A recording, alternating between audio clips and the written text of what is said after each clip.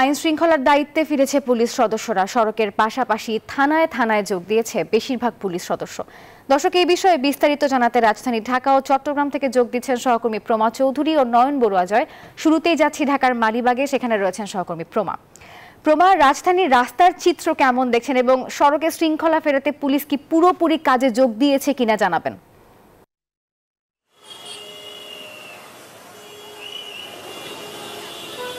নাফিসা, এই মুহূর্তে আমি আছি মালিবাগে এবং মালিবাগ আসার পথে যে বাড্ডা লিংক রোড থেকে শুরু করে প্রগতি সরণি এবং ওপাশে যে আমাদের মালিবাগ চৌরাস্তার পরের যেই রাস্তাগুলো আছে, সড়কে কিন্তু পুলিশ সদস্য দেখতে পেয়েছি আমরা। পুলিশ সদস্যরা তারা সরবভাবেই কাজ করছেন এবং তাদের সাথে শিক্ষার্থীরাও যোগ দিয়েছেন এবং শিক্ষার্থীরা যোগ দিয়ে শিক্ষার্থীরাও তাদেরকে সহযোগিতা করছেন এবং ট্রাফিক পুলিশের সাথে আনসার সদস্য আমরা এখানে দেখতে পেয়েছি।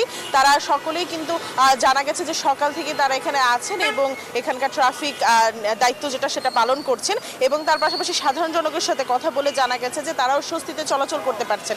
নাফিসা, তারপরেও শহরে যানজট একটু বেড়েছে, কারণ আমরা জেনেছি যে স্কুল কলেজ খুলে গেছে এবং সাধারণ জনগণ নির্বিঘ্নে চলাচল করছেন সড়কে এবং নিরাপত্তা নিয়েই তারা চলাচল করতে পারছেন দেখেই সকলে বের হয়েছেন এবং যেহেতু যানজট একটু বেশি, তাই তাদের আইন শৃঙ্খলা দায়িত্বে শিক্ষার্থীরা সাহায্য করাতে তারা জানাচ্ছেন যে ট্রাফিক পুলিশরা জানাচ্ছেন যে তাদের আরো সহযোগিতা হচ্ছে এবং অনেক জায়গায় কিন্তু আমি আবার পুলিশ দেখিনি।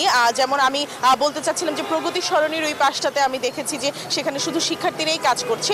বিভিন্ন প্রাইভেট বিশ্ববিদ্যালয়ের যে শিক্ষার্থীরা আছে তাদেরকে আমরা সড়কে দেখেছি এবং এই মুহূর্তে মালিবাগ এবং মালিবাগের পরে আমরা যে রামপুরা সেই পাশটাতে আসলে আমরা পুলিশ সদস্যদেরকে দেখেছি।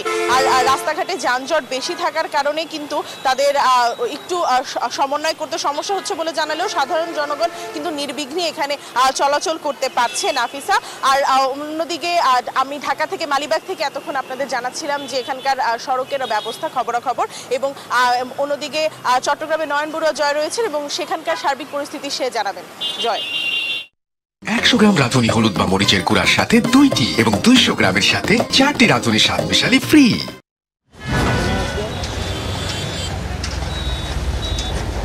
ধন্যবাদ প্রমা আপনাকে। আপনি যেমনটা মালিবাগের খবর জানিয়েছেন তেমনিভাবে কিন্তু চট্টগ্রামেও আমরা দেখছি ট্রাফিক পুলিশ কোনো পয়েন্টে আছে, আবার কোনো পয়েন্টের মধ্যে এখনও পর্যন্ত ট্রাফিক পুলিশ তারা আসেনি।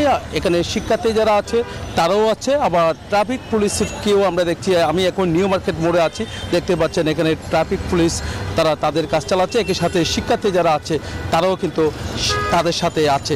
আবার কোনো জায়গায় ট্রাফিক পুলিশ যায়নি, সেখানে শিক্ষার্থীরা আগের মতো তারা কাজ করছেন। এখানে ট্রাফিকের যারা উচ্চপদস্থ কর্মকর্তা আছেন তারাও আছেন, বিভিন্ন জায়গায় সার্জেন্ট সহ বিভিন্ন জায়গায় তাদের অবস্থান কিন্তু আমরা দেখছি।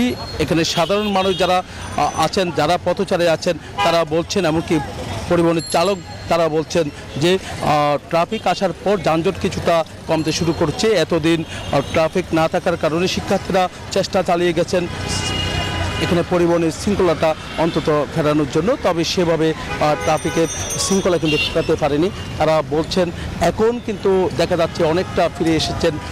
তো চট্টগ্রাম শহরে যে যানজট, নিয়মিত যানজট থাকার কথা রয়েছে, সেইভাবে কিন্তু যানজট কিছুটা কমেছে। শিক্ষার্থীরা দেখতে পাচ্ছেন তাদের হাতের ইশারায় কিন্তু গাড়ি এখনও পর্যন্ত চলছে অনেক জায়গায়। একই সাথে ট্রাফিক পুলিশও তারাও আছে। সব মিলে বলা যায় কিন্তু আসলে এখানে ট্রাফিক পুলিশের যে এখানে শৃঙ্খলা ফেরানোর জন্য তাদের যে কাজ, সে কাজটি তারা চালিয়ে যাচ্ছে বলে আমাদেরকে জানিয়েছে। তো এই ছিল আমার এখানকার সর্বশেষ। ফিরে যাচ্ছি স্টুডিওতে নাফিসার কাছে। ধন্যবাদ সহকর্মী নয়ন বড়ুয়া জয় এবং প্রমা চৌধুরী।